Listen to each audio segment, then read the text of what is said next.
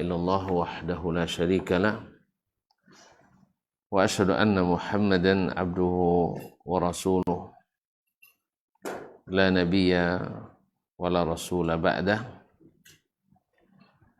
يا أيها الذين آمنوا اتقوا الله حق تقاته ولا تموتن إلا وأنتم مسلمون يا أيها الناس اتقوا ربكم الذي خلقكم من نفس واحدة وخلق منها زوجها وبث منهما رجالا كثيرا ونساء واتقوا الله الذي تساءلون به والأرحام إن الله كان عليكم رقيبا يا أيها الذين آمنوا اتقوا الله وقولوا قولا سديدا يصلح لكم أعمالكم ويغفر لكم ذنوبكم ومن يطع الله ورسوله فقد فاز فوزا عظيما أما بعد فإن أصدق الحديث كتاب الله وخير الهدى هدى محمد صلى الله عليه وسلم وشر الأمور محدثاتها وكل محدثة بدعة وكل بدعة ضلالة وكل ضلالة في النار معاشر المسلمين معاشر المسلمات الحاضرين والحاضرات والمشاهدين والمشاهدات Bapak dan ibu-ibu, saudara-saudari baik yang hadir di rumah mengaji Azam Jalan Paus Pekanbaru ataupun yang menyaksikan melalui media live streaming dimanapun berada, dengan rasa syukur kepada Allah atas segala nikmat dan karunia yang diberikan, kita datang mudah-mudahan dengan ketulusan dan keikhlasan. Semoga kehadiran kita dihitung sebagai tanda syukur kita kepadanya atas nikmat yang diberikannya. Mudah-mudahan Allah membalas dengan tambahan nikmat lagi yang membuat kita selalu bersyukur kepadanya. Bapak dan ibu-ibu, saudara-saudari serta adik-adik dan anak-anak yang saya muliakan, saya hormati yang saya cintai. Selanjutnya selawat dan salam kepada baginda Nabi alaihi salatu wassalam, kepada para ahli baitnya, para sahabat, para tabi'in, dan siapapun yang istiqamah mengikutinya sampai hari kiamat nanti. Amin. Semoga kita dimudahkan Allah untuk senantiasa mengikuti apa yang diajarkan Nabi alaihi salatu wassalam, walaupun banyak sekali yang hendak menjauhkan dan menanggalkan kita daripadanya. Ma'asyal kiram, masih berkaitan dengan masalah al-aslu al-thani talabul ilm, di antara usul al-hadis bid-da'wati ila Allah, bahwasanya ilmu adalah pokok dan landasan utama yang akan menghapus segala hal-hal yang tidak terpuji dan tidak berguna, seperti yang sudah disebutkan, yaitu jangan sampai dalam dakwah itu dan menuntut ilmu itu tidak ada keikhlasan, dan berusaha untuk senantiasa mengikuti mereka yang sudah direkomendasikan, yaitu mengikuti as-salaf dan menjauhi al-khalaf, al-khalafiyah, al-maqhitah. Artinya yang murni bertentangan dengan as-salaf as-salih. Demikian pula ilmu kita adalah ilmu yang mesti teraplikasi, mesti diamalkan, bukan memperkaya intelektualitas dengan metodologi dan teori-teori, tetapi ilmu yang sedikit tetapi mengamalkannya, karena memang itulah manhaj yang sahih. Mereka belajar dulu sedikit demi sedikit, lalu dan dapat ilmu dan amal baru bertambah lagi ilmunya. Bukan menyelam tapi tidak pernah mengamalkan ilmu. Ini juga terlarang dalam atau di antara ahlu al-hadis. Dan kemudian menghindari menuntut ilmu dari al-asagir.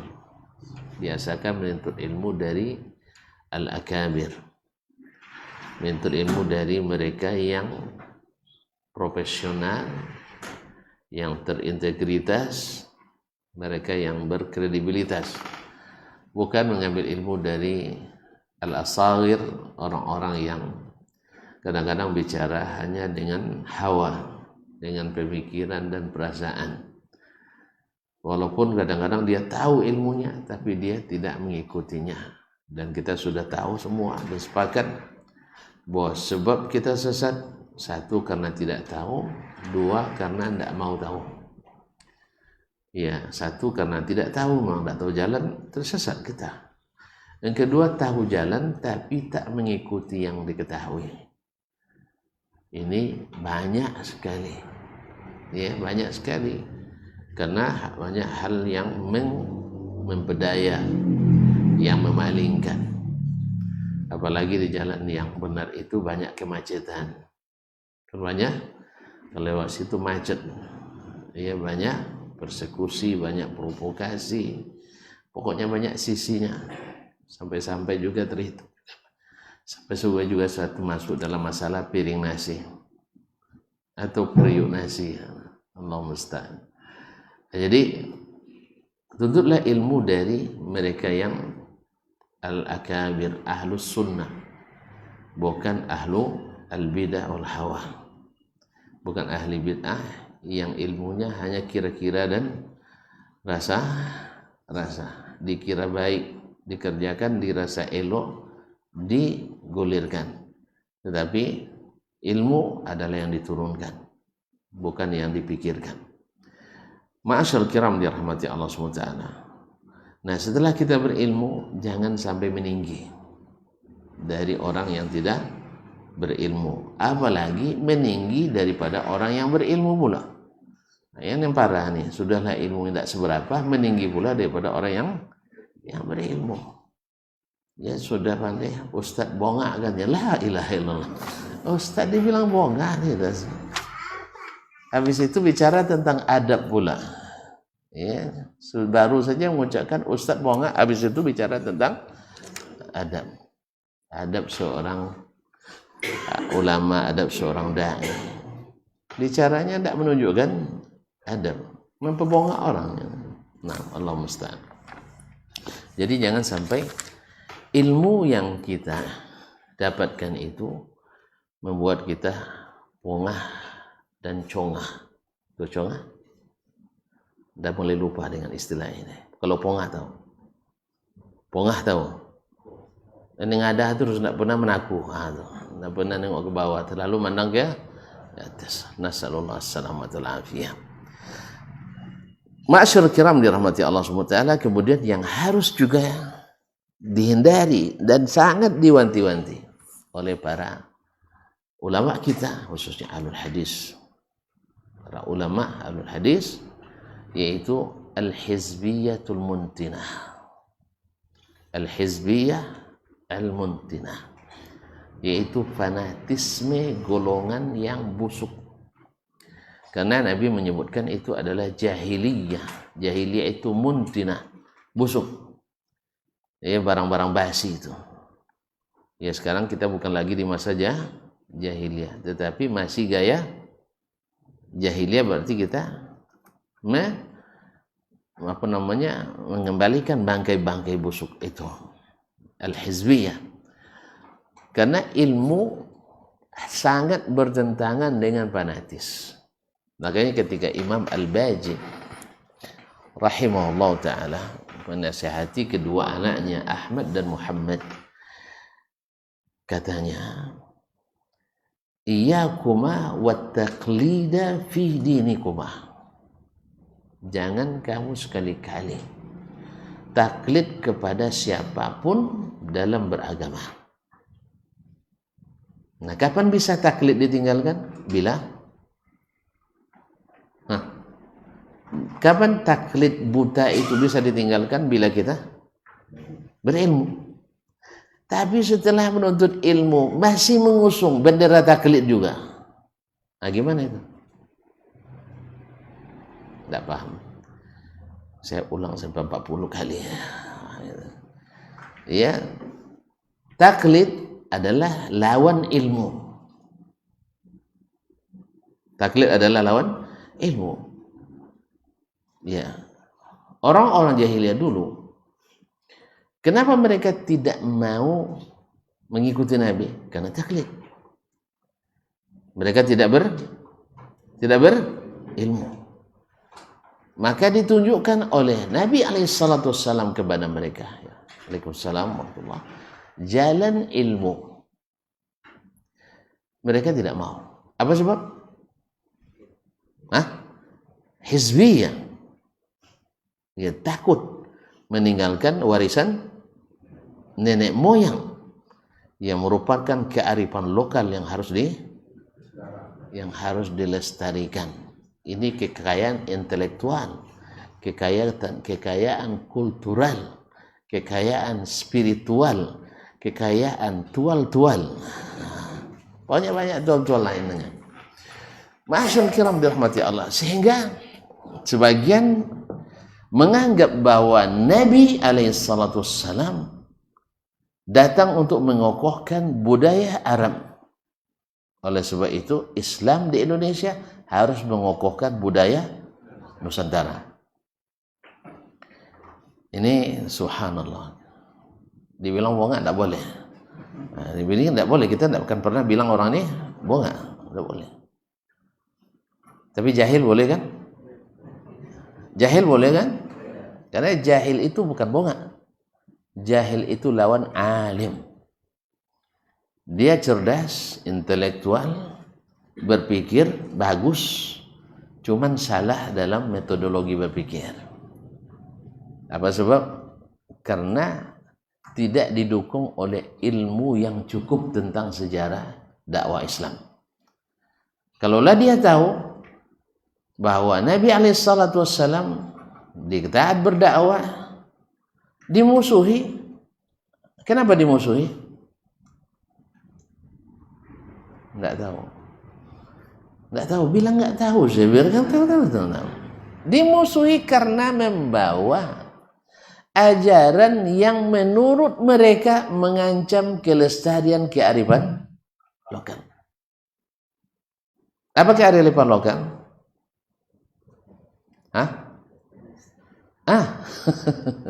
Budaya menyembah berhala, membuat sesajen sedekah laut.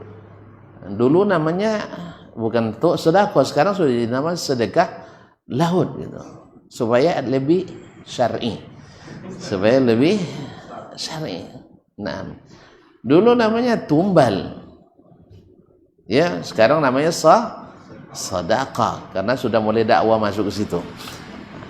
Dakwah masuk. Jadi ada islamisasi kesyirikan.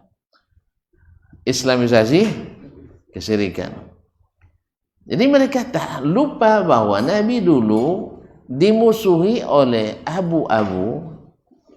Kan banyak abu tuh.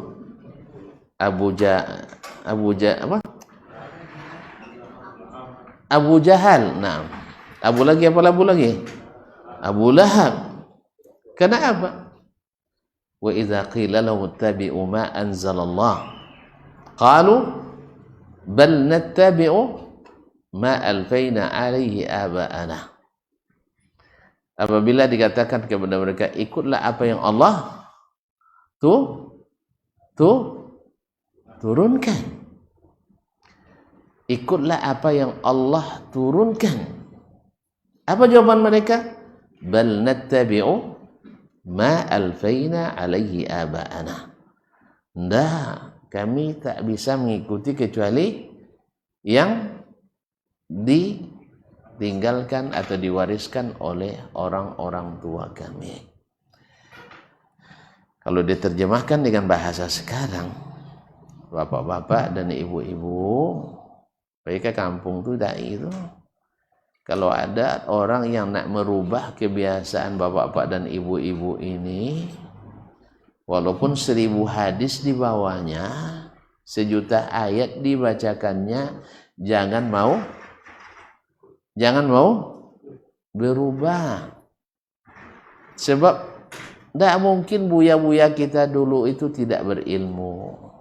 Tidak mungkin mereka tidak tahu. Tidak mungkin mereka tidak paham. Ada hari ini. Ada dai yang seperti itu sekarang? Jelaslah. Di mana? Kita cari. Kita panggil ke sini. Suruh nemu saya. Kaum muslimin dan muslimat dirahmati Allah SWT. Ada orang yang dakwanya hari ini seperti itu. Walaupun 1.000.000 hadis antum bawa, jangan berubah. Apa sebab? Orang tua-tua kita itu lebih hebat dari kita sekarang. Lebih duluan makan kerak, lebih duluan makan garam, maka darah tinggi, pemarahan.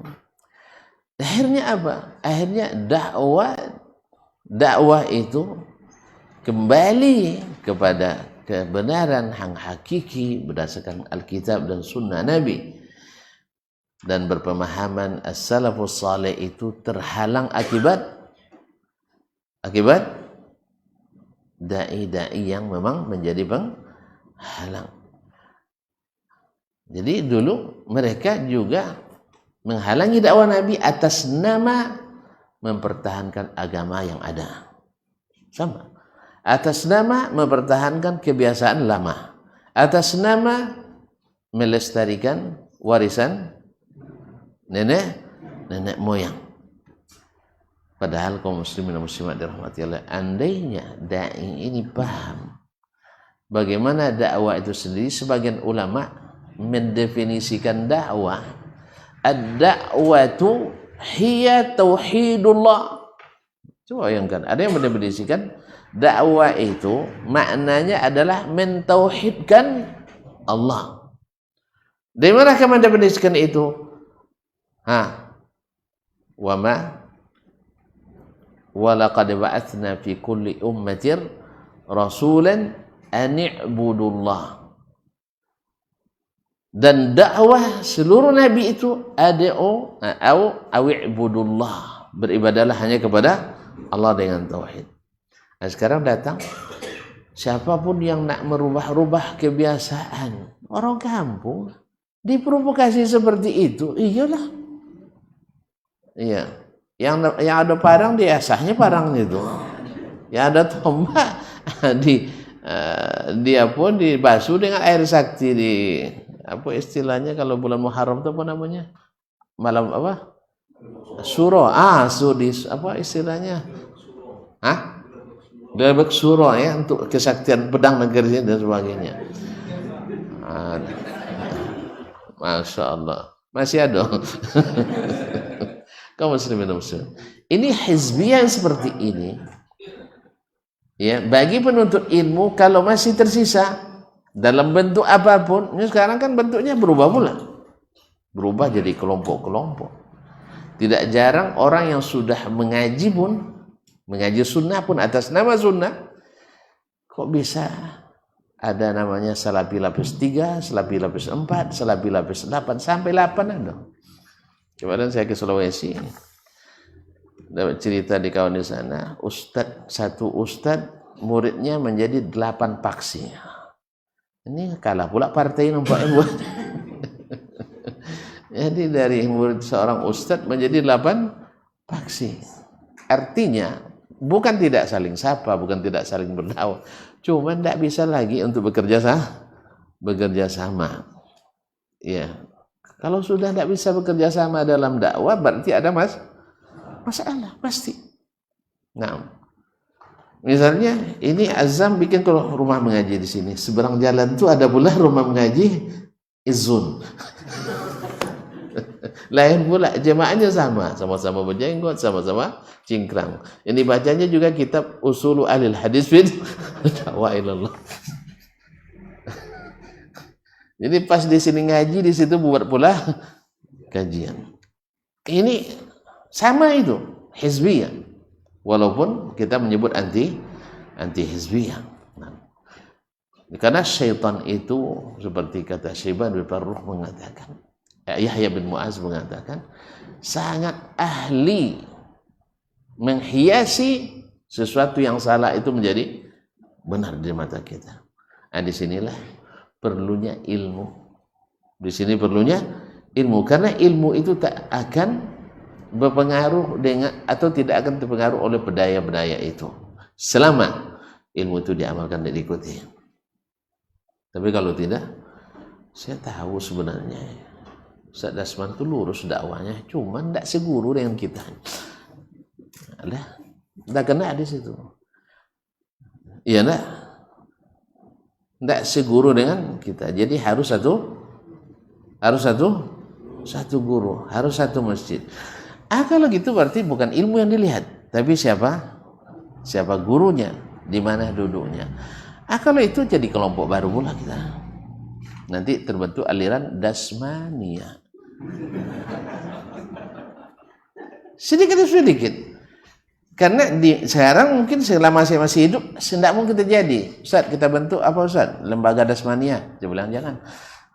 Tapi di level murid saya nanti untuk melestarikan, gitu.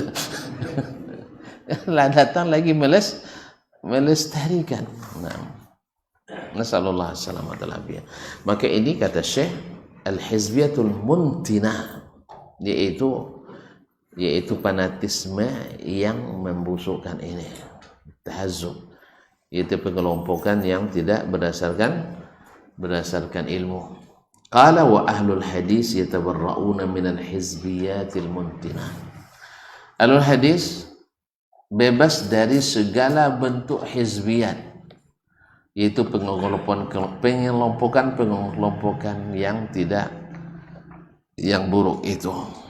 Segala hal yang membentuk aliran dalam Islam, ahlul hadis menjauhkan diri daripadanya. Karena itulah manhaj as-salaf rahimahumullah jami'an wa radhiyallahu anhum. Tuan-tuan masih ingat enggak ketika terjadi fitnah antara Muawiyah dengan Ali bin Abi Thalib radhiyallahu anhumah. Ini sudah diberitahu oleh Nabi akan terjadi. Ya, cuman orang baru paham tafsirnya setelah terjadi. Misalnya Hasan ibn Ali bin Abi Thalib, Nabi sedang di masjid, datang. Lalu kata Nabi SAW, inna waladi hadha sayyid yuslihullahu bihi baina fi'ataini bainal muslimin. Ini anakku ini menjadi pemimpin, masih kanak-kanak lagi. Nanti Allah akan damaikan dengannya dua kelompok kaum muslimin yang bertikai. Terjadi enggak? Terjadi. Di saat dia diangkat jadi khalifah, ternyata pasukan Syam, orang Syam di bawah pimpinan Muawiyah mendesak untuk tetap tidak tunduk kepada. Subhanallah. Karena apa? Karena darah Utsman menurut mereka belum terselesaikan. Ini khawarij, ini bahaya kaum muslimin muslimat. Ini awak pula yang dituduh khawarij sama kawan. Itu lah. Awak itu dituduh khawarij. Dia tidak paham makna khawarij itu dah. Belajar sekali, dua kali sesemester belajar kuliah umum pula. Itu gimana nak paham? Tidak baca buku dari awal sampai selesai dengan guru. Itu masalahnya juga. Jadi ketika sebut khawarij, asal ada jenggot, khawarij namanya. Asal ada rajin ke masjid, cingkrang, khawarij namanya. Dia tidak belajar. Itu masalahnya. Khawarij itu keyakinan. Khawarij itu akidah. Mengafirkan orang dengan dosa dan menghalalkan darah orang yang berdosa. Antum menghalalkan darah orang yang berdosa? Orang main karaoke, antum udah kafirkan enggak? Serius ini? Hah?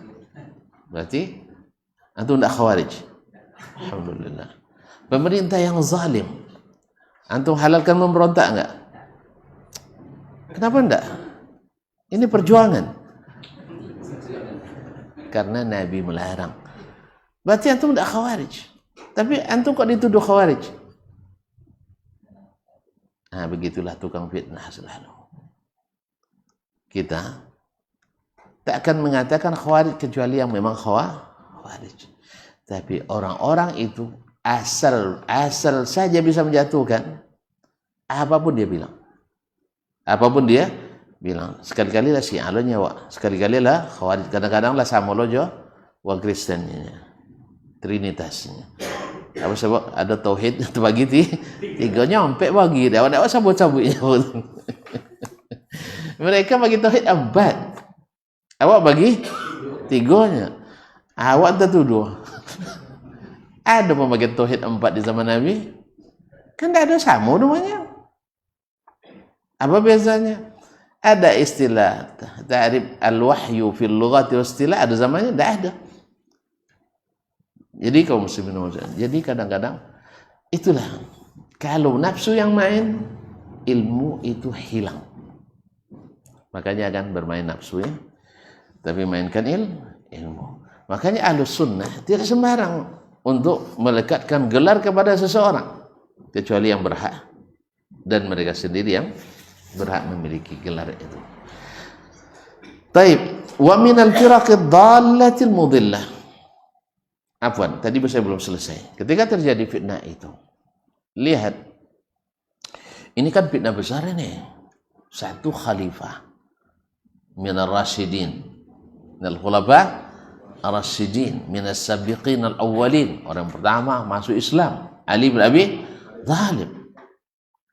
Yang satu adalah amir, yaitu yang berkuasa di Syam, gubernurnya.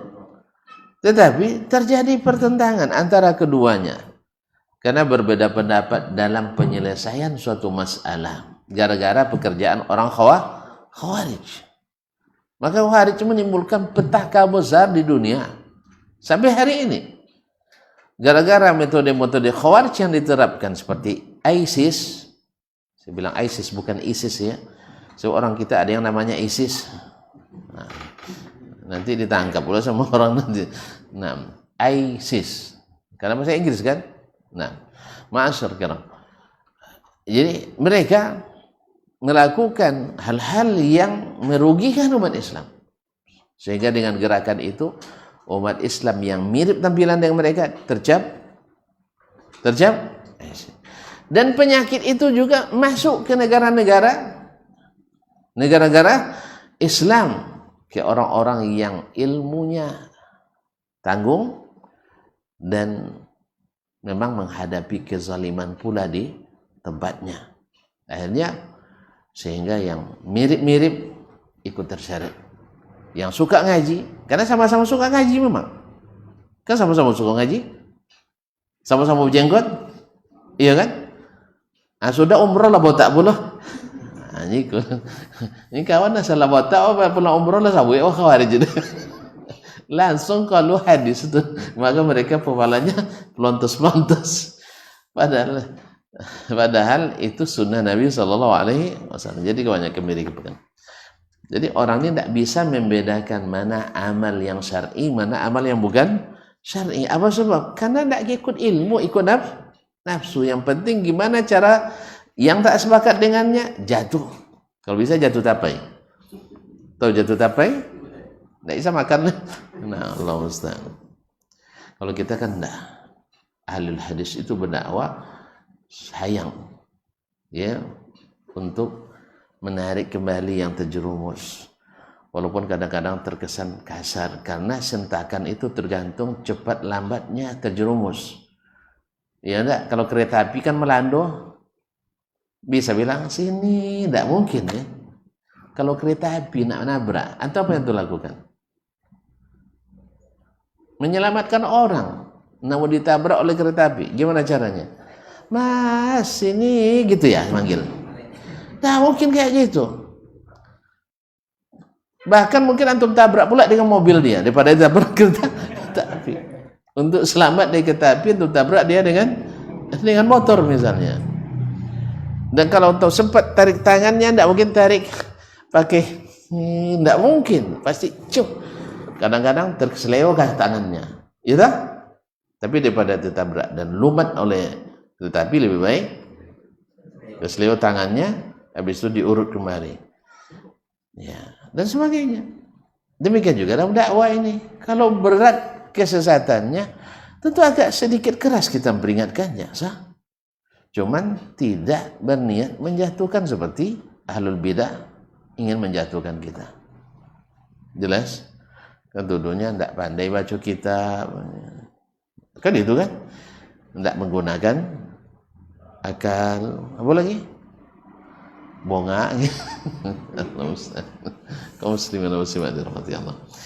Jadi maka waktu itu kaum muslimin, maksud saya sahabat, seperti kata Ibn Ali dan Muawiyah, kata Ibnu Hajar dan lainnya, tidak sampai 40 orang. Gimana itu? Anehnya sekarang orang ngajak kita demo untuk melengsarkan presiden. Yang ikut banyak atau yang tidak ikut? Hah? Yang tidak ikut. Berarti bagus sebenarnya. Iya. Karena ini fitnah. Dan manhaj yang benar dalam fitnah adalah menghindari. Yang benar adalah menghindari. Nah, makanya kaum muslimin muslimat, tidak mungkin mereka ikut Muawiyah menentang Ali. Ali adalah Abu Sibtaini, orang masuk surga. Tidak mungkin pula ikut Ali menentang Muawiyah. Muawiyah penulis wahyu di zaman Nabi SAW. Makanya mereka sebagian besar menghindari fitnah. Menghindari fitnah. Itulah macam bila terjadi pengelompokan di antara dua kaum muslimin, obatnya adalah menghindari keduanya. Kaum muslimin muslimat, jangan ikut menyurut api perpecahan. Ya tiada ustaznya, betul itu katanya. Ya, pokoknya kita belah masjid ini atau pisah masjid, kita bikin masjid yang baru pula. Yang lama belum selesai, yang baru nak dibuat pula. Semangat angin-angin cik ayam ada juga kadang. Awalnya Masya Allah macam sudah nak dalam sepekan, habis itu 10 tahun tak selesai. Akhirnya ini terbengkalai, itu tak selesai. Apa sebab? Gara-gara fitnah, tukang hasud, tukang motif, tukang provokasi ada di setiap kita. Nasallallahu alaihi afiyah. Azan dulu. Baik, silakan.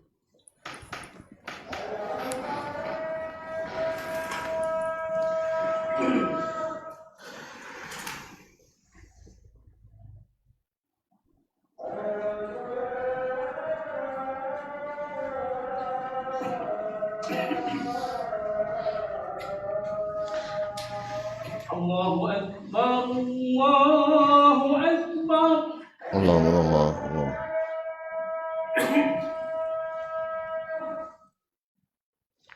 Allahu Akbar,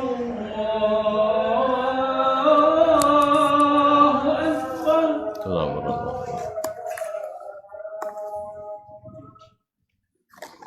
Asyhadu an la ilaha illallah. Asyhadu an la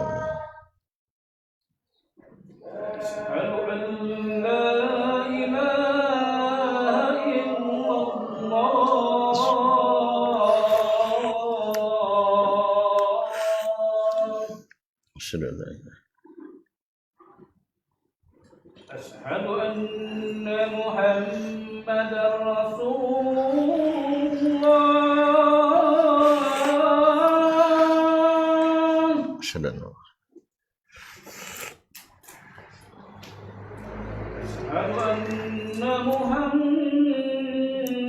رسول الله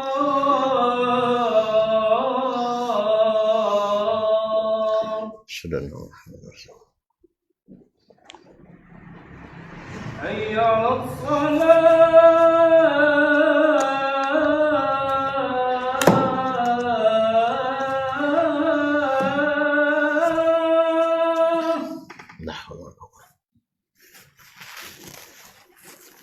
حي على الصلاة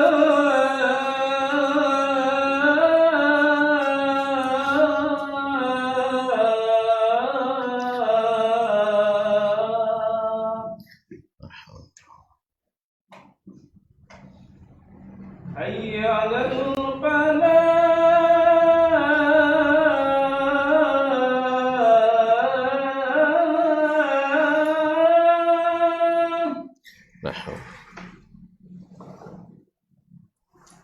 حي على الفلاح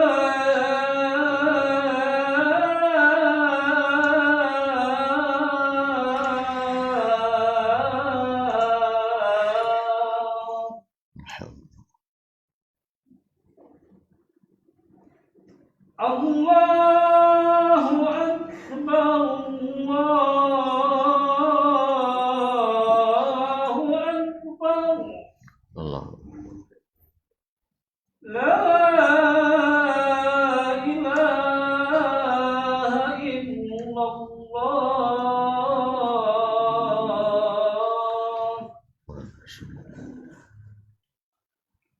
Allahumma salli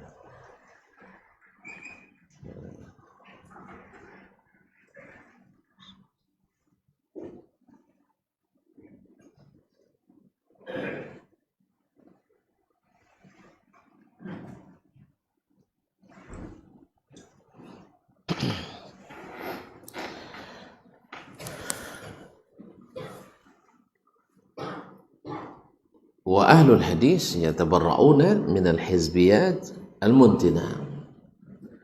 Mereka ahlul hadis berlepas diri daripada pengelompokan fanatisme kelompok, wa minal firaqid dhalatil mudillah, dan dari firqah sesat dan menyesatkan, aliran-aliran sesat dan menyesatkan. Karena apa? Karena tidak ada yang meninggalkan hadis kecuali membuat jalan baru yang akan menyesatkan. Pasti kalau sudah meninggalkan hadis pasti membuat jalan baru yang akan menyesatkan. Wa minat takattulatis sirriyah, dan daripada at-takattulat sirriyah yaitu kelompok-kelompok gerakan rahasia. Alhamdulillah ahlul hadis walaupun di masa kritis dan krisis politik dan keamanan terjadi dalam masalah kondisi antara umat Islam dan Islam terjadi krisis politik misalnya, tapi mereka tidak ikut dalam kelompok-kelompok rahasia tersebut untuk yang biasanya tujuannya adalah untuk menggulingkan para penguasa. Wa minal jama'atil hamasiyah, dan dari kelompok-kelompok jamaah-jamaah yang bersemangat, allati la tuthiru fi nufusis syababil muslim illa na'aratil jahiliyah, yang pada umumnya hanya membangkitkan di dalam jiwa pemuda-pemuda Islam itu yaitu na'aratil jahiliyah, yaitu semangat-semangat jahiliyah. Wala tabutsu fi raw'ihim illa da'wa ila al-asabiyah, dan biasanya ditanamkan di dalam jiwa-jiwa mereka yaitu seruan untuk fanatis terhadap kelompoknya, terhadap kelompok. Bil idafati ila al-aqaidil fasidah, tambah lagi dengan keyakinan yang rusak. Wal manahij at-talifah allati la tuwafiqul kitab wa sunnah, dan manhaj yang rendahan yang tidak sesuai dengan Alkitab dan Sunnah, karena adalah karangan dan buatan manusia. Wa inna ma yattakhizuna 'ammatal muslimina lahum ikhwatan fillah.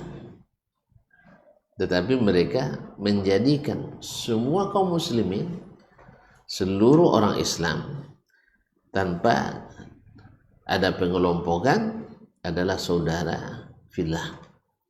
Wa yazhabuna ila dzalika ila qaulihi ta'ala. Dan mazhab mereka dalam hal itu mengikut firman Allah SWT, innamal mu'minuna ikhwah. Sesungguhnya orang-orang beriman, alif dan lam di sini lil istighraq, lil umum. Seluruh orang beriman itu adalah saudara. Dan berkewajiban dia memandang saudara mukmin itu bila berselisih harus didamaikan. Wa aslihu baina akhawaykum. Maka damaikanlah di antara saudara kalian itu. Tapi kalau kita sudah masuk ke sekelompok, tapi macam mana nak mendamaikan? Ayo macam mana mendamaikan? Awak bagian dari kelompok yang musuh kelompok yang lain. Misalnya yang masuk kelompok Syiah pasti memusuhi kelompok Nawasib. Yang masuk ke Khawarij pasti memusuhi kelompok yang tidak mau mengikuti mereka. Sebab bagi mereka yang menentang gerakan mereka halal darahnya. Coba bayangkan kalau halal darahnya, apalagi yang mau diharamkan. Tapi ahlul hadis tidak. Walaupun darahnya dihalalkan oleh mereka, tapi mereka masih menganggapnya saudara. Misalnya Ali bin Abi Thalib yang menjadi korban orang Khawarij radhiyallahu anhu. Ditanya tentang Khawarij, ditanyakan kepadanya tentang orang Khawarij. Akuffarunhum, apakah mereka orang kafir? Jawaban beliau, lah, minal kuffari haramu, minal kufri haramu. Justru mereka terlibat gerakan ini karena lari dari kekufuran. Kan itu. Dalilnya kan wa man lam yahkum bima anzalallah fa ulaika humul kafirun. Gara-gara tidak memakai hukum Allah, mereka kafirkan. Jadi mereka justru takut dari kekafiran. Tapi tidak semua orang yang takut dari sesuatu bebas dari sesuatu itu. Ya, tidak semua orang yang takut dari sesuatu bebas dari sesuatu itu. Karena dia tidak tahu jalan untuk menyelamatkan dari itu.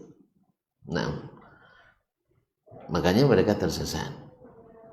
Gara-gara tadi tidak mengikuti akabir. Padahal di zamannya masih ada sahabat-sahabat. Makanya Abdullah bin Abbas sebagai ulama senior di masanya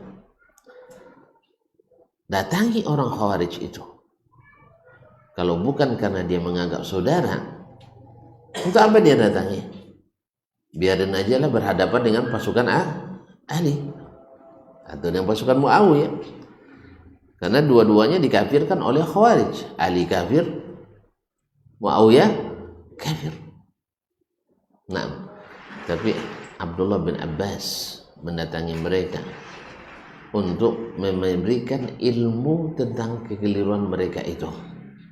Alhamdulillah berkat dakwah beliau sampai 3.500 orang rujuk dari kesalahannya, kembali ke jalan yang benar dan meninggalkan pasukan. Tetapi mereka terancam, kan itu kalau sudah berbaiat kan, ngaji sendal naik ke dalam rumah. Karena ada orang mengaji sandal sepatu dibawa ke dalam, tidak pernah ikut, macam tidak tahu aja.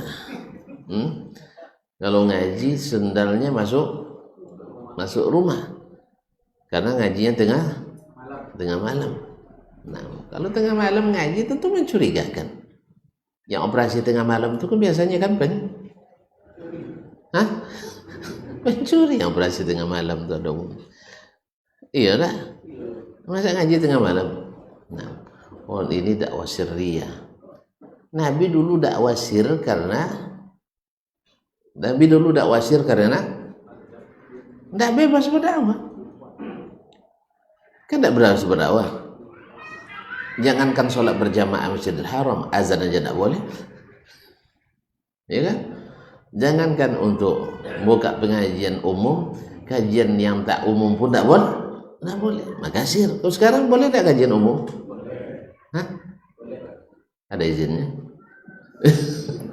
Tanpa izin pun, masya Allah, negeri kita ini masya Allah luar biasa. Ya, bebas kita untuk berdakwah. Bahkan lebih baik dari banyak negeri Islam lainnya. Negeri Islam lainnya, masya Allah, harus pakai izin semuanya. Kita alhamdulillah ngaji terserah aja lah. Ya, nak setiap hari ngaji di pagi sampai tengah malam tidak ada masalah. Asal sandal taruh di luar. Nah, itu cuma asal sandal taruh di luar, jangan bawa masuk. Nah, kaum muslimin dan muslimat dirahmati Allah SWT. Jadi Ali mengatakan mereka justru dari kekafiran lari. Lalu ditanya lagi, amusyrikun? Mereka orang musyrik, minasyirki farru. Mereka tak justru dari kesyirikan lari. Terus amunafiqunahum? Enggak, kafir enggak, musyrik tidak, berarti munafik. Jawabannya enggak. Bukan. Innal munafiqina la yazkuruna Allah illa qalila. Orang munafik itu tak banyak zikirnya. Sah? Padahal orang khawarij, woi, kata Nabi SAW, tahqiruna salatakum ila salatihim. Kalian akan merasa minder. Itu sahabat tuh. Apalagi kita yang jarang sholat. Nah, ya, kalian akan minder melihat sholat kalian dibanding sholat mereka. Wasiyamakum ila siyamihim. Puasa mereka, kalau kalian banding dengan puasa kalian minder. Itu sahabat, apalagi kita. Makanya lihat orang-orang khawarij zaman ini pun cirinya sama dengan khawarij yang disebut oleh Nabi alaihissalatu wassalam. Hafiz Quran, iya. Rajin sholat malam, benar. Rajin puasa, iya. Tetapi yaqra'unal Quran la yujawizu taraqiyahum. Baca Qurannya rajin, cuma hanya sampai di sini, tidak masuk ke sini. Itu yang masalahnya. Apa sebab? Karena ilmunya dituntut dari asagir. Andainya mereka mau menderajat ke sahabat radhiyallahu anhu, mereka tidak ini. Ya, sahabat tidak ikut terlibat mereka di aliran-aliran sesat. Lihat ikhwan, maka saya menjamin bahwa aliran ahli hadis itu tidak akan masuk aliran sesat. Kalau ada ahli hadis dia ikut aliran sesat, berarti tidak mengikuti metode ahli hadis. Seperti kata Imam Ibnu Rajab. Ibnu Rajab dan kitabnya Fadlul Ilmi Salaf ala Ilmi Khalaf, berapa banyak di antara orang yang berahli dari bidang ilmu hadis hari ini. Ibnu Rajab kan ulama abad ke-8 ya. Mereka memang ahli meriwayatkan hadis, ahli dalam ilmu hadis, tetapi tidak mengikuti metode ahli hadis. Dia bukan tidak hafal hadis Nabi naik ke atas menemui Allah, turun lagi, naik lagi, turun lagi, naik lagi. Bukan dia tahu hafal hadis itu. Dia bukan tidak hafal 2000 hadis, kata Ibnu Qayyim rahimahullah, bahwa Allah itu di atas. Sah?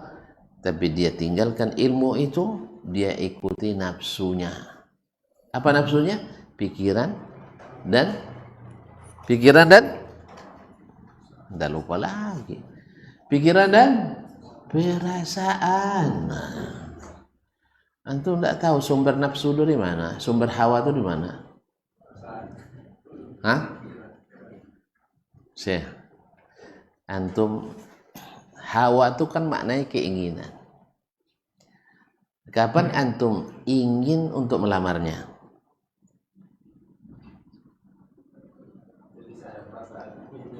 Ikut pikiran, kalau saya pikir pasti diterima, ya kan? Iya dah? Sah? masa orang seganteng saya tidak diterima? Itu menurut pikiran itu, akhirnya itu maju. Betul? Kalau saya tidak ikut rasa lagi, masa seorang ustadz seperti saya tidak diterima? Rasa-rasanya tidak mungkin ditolak. Makanya berjuta dalil antum akan tolak. Bapak tuh bawa informasi, tidak usah lah ustadz, dia sudah bilang ustadz seperti Dasman pun tak akan saya terima katanya. Gitu? Yang seganteng si pun tidak terima.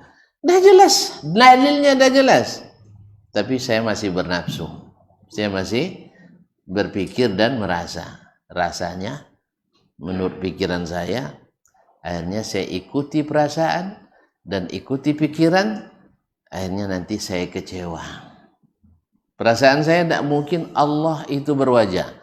Nah, besok pas di surga orang-orang beriman nengok, dia tidak dapat nengok. Wiyu, waduh aja rupanya. Nah, jadi kaum muslimin muslimat Allah. Kenapa? Pikirannya mengatakan tidak, dalil mengatakan iya. Jadi kaum muslimin muslimat, kalau ada terlibat dia ahli di hadis tapi terlibat aliran keagamaan, berarti ada masalah dengan manhajnya. Pastikan ada masalah dengan manhajnya, dia tidak mengikuti metode ahli hadis. Karena ahli hadis itu seperti sahabat tadi. Terjadi fitnah, mereka tak terlibat. Kecuali yang memang terpaksa. Dia ikut dengan Ali dan Muawiyah karena pejabat-pejabatnya. Orang-orang yang menjadi tangan-tangan yang membantunya. Sedangkan yang tidak ikut di pemerintahan waktu itu bebas dan meninggalkan. Jelas ya? Kemudian lahir aliran-aliran sesat. Dan sahabat masih eksis dan hidup. Tidak ada satupun mereka yang terlibat. Khawarij, tidak ada sahabat di dalamnya. Qadariyah, tidak ada sahabat yang mendukungnya. Jabriyah, tidak ada sahabat yang berafiliasi kepadanya. Lahir Syiah, tidak ada sahabat yang menjadi pencetusnya. Lahir pula Murji'ah, tidak ada sahabat yang sealiran dengannya. Lahir Mu'tazilah, tidak ada sahabat yang mengikutinya. Makanya generasi sahabat seluruh personilnya selamat dari aliran sesat. Itulah ahli hadis, karena mereka tahu dari Nabi ketika terjadi aliran-aliran itu, bagaimana kami ya Rasulullah?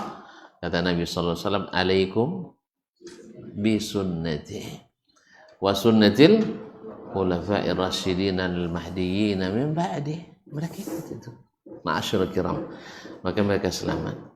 Naam. Wa yatasifuna bima wasafa Allah ibadahu al-mu'minina fi qouli azza wa jal min qail, dan mereka bersifat seperti sifat yang Allah sebutkan tentang hamba-hambanya yang tadi perkataan Ali tadi belum selesai ya. Ali ditanya lagi, munafik mereka. Orang munafik tak banyak berzikir, padahal mereka orang yang banyak berzikir. Terus di mana posisi mereka? Izan, manhum izan?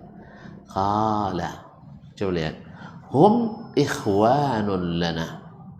Mereka adalah saudara kita. Dalam perang pun masih tetap saudara. Bagau alaina, mereka memberontak kepada kita. Faqatalnahum. Tentu pemberontak hukumannya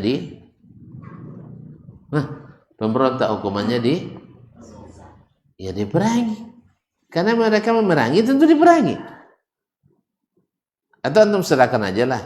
Setiap ada merontak, daripada kita bertumbuk pula, ambillah. Antum gubernur misalnya, lalu di demo orang, alah kalian larinya di gubernur gitu. Ustaz, andainya antum jadi gubernur, lalu di demo oleh orang, daripada sibuk-sibuk orang gara-gara saya serahkan aja lah jabatan ini kepada yang demo gitu. Hah? Gitu? Enggak. Makanya hum ikhwanul lana baghaw alaina faqatalnahum. Mereka adalah saudara kita, tapi berdosa dan memberontak kepada kita, maka kita perangi. Siapa yang suruh perangi? Siapa yang suruh perangi? Allah. Tidak selesai kaji kita malam ini. Tidak pulang kita dah.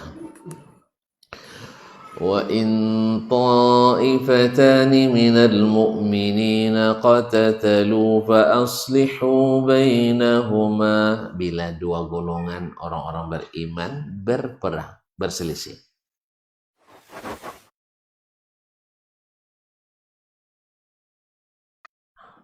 damaikan keduanya.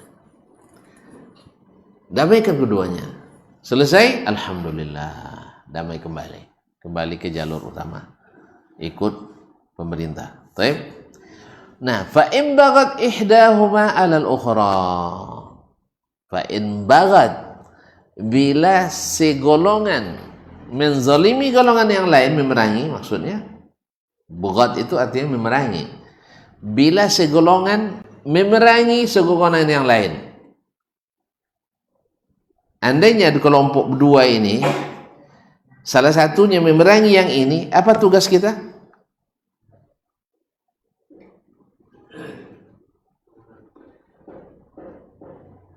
Hah? Tambah suplai senjata. Gitu. Ya saya. Itu tidak bisa jadi pemimpin. Kalau ada dua golongan bertumbuk ya dikasihnya parang satu, tombak satu, gitu ya. Fa'in bagat ihdahuma, tidak mau didamaikan, tetap dia menyerang. Apa yang dilakukan? Kan ada ayat, baca ayat tuh biar paham. Faqatilul lati tabghi. Bukan bunuh, perangi. Antum langsung. Beda bunuh dengan perangi, Ustaz. Perangi mereka yang memerangi. Sekarang pemberontak memerangi enggak? Pemberontak memerangi enggak? Kalau nama pemberontak pasti nak memerangi, dia bawa senapang, bawa tombak, bawa pedang, bawa semuanya. Apalah balasannya? Ya diperangi juga. Kalau enggak, ya Allah ya Rabbi. Kalau sempat pemberontak dibiarkan memberontak ke pemerintah kita, apa yang terjadi? Runtuh negara. Mau antum runtuh negara? Hah? Enggak, berarti apa yang harus dilakukan? Lawan. Siap? Siap? Membela negara? Sampai titik darah penghabisan? Masya Allah, mantap. Nah, itu baru NKRI, harga mati. Siap mati membela NKRI. Lebih jelasnya dengarkan Sejuta Cinta untuk NKRI. Nah, jadi kaum muslimin dan muslimat dirahmati Allah SWT. Memang bila ada yang memerangi, kita harus memerangi yang memerangi tadi. Makanya diperangi, kata Ali bin Abi Thalib. Andai mereka berhenti mengangkat bendera putih, kita berhenti. Jelas? Jelas? Sampai hatta tafi'a ila amrillah, sampai mereka menyerah pada perintah Allah Subhanahu wa taala. Nah, setelah itu fa in fa'at, kalau mereka sudah mau kembali kepada hukum Allah, jelas kepada perintah Allah, fa aslihu bainahuma, damai kembali. Nah, ketika mendamaikan itu wa aqsitu, wajib adil. Wajib adil. Ini kalau dijabarkan masalah adil ini, ya tentu yang hak dikembalikan kepada yang berhak. Yang dizalimi tentu dibayar dengan dikisas dan seterusnya. Itu namanya fa'aqsitu. Innallaha yuhibbul muqsitin. Maka setelah ayat itu, setelah ayat bertumbuk tadi itu kan, istilahnya kaum muslimin bertembung. Ternyata Allah sebut lagi innamal mu'minuna ikhwah. Orang beriman itu tetap saudara. Makanya orang ahli hadis memandang seluruh kaum muslimin itu adalah ikhwah. Saudara, tanpa ada pengkotak-kotaan. Tanpa ada pengkotak-kotaan. Tapi kita karena memang mungkin ya masih belajar untuk bersatu, Ada juga kotak-kotak. Jangan zaman kita, zaman Nabi pun masih ada. Tapi Nabi terapi itu dan hilang. Ya, kita kan juga masih mau belajar kan. Jadi kadang-kadang ada sebagian kita tidak bisa menerima satu pun kesalahan. Dituntutnya kita seperti Rasulullah Shallallahu Alaihi Wasallam yang tak pernah salah sama sekali. Bila salah, dah macam tadi lah. Salah satu saja kesalahannya, tidak sepakat, buat masjid baru. Akhirnya kalau itu dasarnya, nanti masjid bukan ussisa ala taqwa jadinya, tapi gara-gara sudah takwa. Paham, sudah takwa. Ya, karena terlanjur marah, akhirnya ini memang jangan terlalu cepat marah, susah mencabut kembali. Ini minta maaf tuh payah, apalagi awak senior, kan ya? Apalagi kita senior. Ulun makan gampot dong, itu masalahnya. Duluan saya makan garam dari kamu, masa saya pula yang minta maaf. Makanya sebelum itu terjadi jangan segera marah, karena salah itu suatu yang wajar. Kan tidak segala salah itu mesti dimarahi. Atau marah kalau bisa jangan mengeluarkan ucapan yang karenanya kita minta maaf. Nabi pesan itu. Jangan kau katakan perkataan yang karenanya nanti kamu harus minta maaf. Baiklah kaum muslimin. Kemudian mereka seperti yang disebutkan dalam firman Allah SWT, Muhammadur Rasulullah walladzina ma'ahu asyidda'u 'alal kuffari ruhama'u bainahum. Muhammad itu adalah sallallahu alaihi wasallam Rasulullah dan orang-orang yang beriman bersamanya. Asyidda'u 'alal kuffar, tegas kepada orang kafir. Ruhama'u bainahum, kasih sayang lembut di antara mereka. Kalau banyak tuh balik sekarang. Dia banyak tuh balik sekarang. Oh, ada orang kafir, masya Allah. Woi, orang dah mati itu jangan disebut-sebut lagi katanya. Orang Islam yang mati azab bukan? Cuma kan. Nyata banyak masalah sekarang. Nauzubillah. Taib. Kemudian qala Qatadah rahimahullah, berkata Imam Qatadah Ibnu Di'am As-Sadusi, salah seorang ulama tabi'in, ruhama'u bainahum, makna ruhama'u bainahum adalah alqallahu fi qulubihim ar-rahmah ba'dahum li ba'din. Allah masukkan dalam hati mereka kasih sayang antara sebagian dengan sebagian yang lain. Subhanallah, sampai-sampai mereka wa yusiruna ala anfusihim walau kana bihim khasasah. Mereka mendahulukan saudaranya sekalipun mereka sebenarnya sangat butuh. Nah itu kalau sampai sederajat itu, maka tak akan ada kelompok-kelompok dengan makna kelompok itu yang menjadi dasar wala dan bara loyalitas kita. Bukan berarti tidak ada suku dihapus, tidak, suku akan tetap ada. Ya, negeri ini orang mana akan tetap ada, tapi itu bukan jadi patokan dalam bersaudara. Wallah, tidak mungkin lah. Yang suku Jawa disuruh suku Acu, tidak mungkin lah. Ya, sebaliknya orang Acu disuruh pula gaya Jawa makan, tidak mungkin pula. Jawa makan sedikit, Acu banyak. Iya nih. Itulah, jadi tidak mungkin. Ya, disamakan. Makanya nasi bungkus di Jawa lebih murah daripada nasi bungkus di Bangkinang. Kan ya? Makanya kami bikin anggaran misal dakwah, kawan-kawan kan tidak paham tuh. Disamakannya nasi bungkus di Jawa dengan nasi bungkus di Bangkinang, tidak bisa saya bilang. Kalau anggarannya di Bangkinang, di misalnya Jawa Tengah mas, untuk konsumsi 30 juta, di Bangkinang harus 80 coba.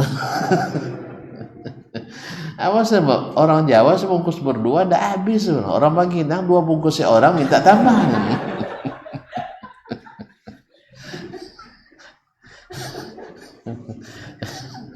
Entah benar dan tidak, itu saya lebih seluruh saja. Jangan-jangan sebaliknya. Allah musta'an. Baik, Sampai di sini kajian kita malam ini. Intinya jangan sampai setelah berilmu masih tetap berkotak-kotak yang merusak kebersamaan dan iman kita. Wallahu waliyut taufiq wal hidayah. Terima kasih dan mohon maaf. Subhanakallah bihamdik, asyhadu an la ilaha illa anta astaghfiruka wa atubu ilaik. Wassalamualaikum warahmatullahi wabarakatuh.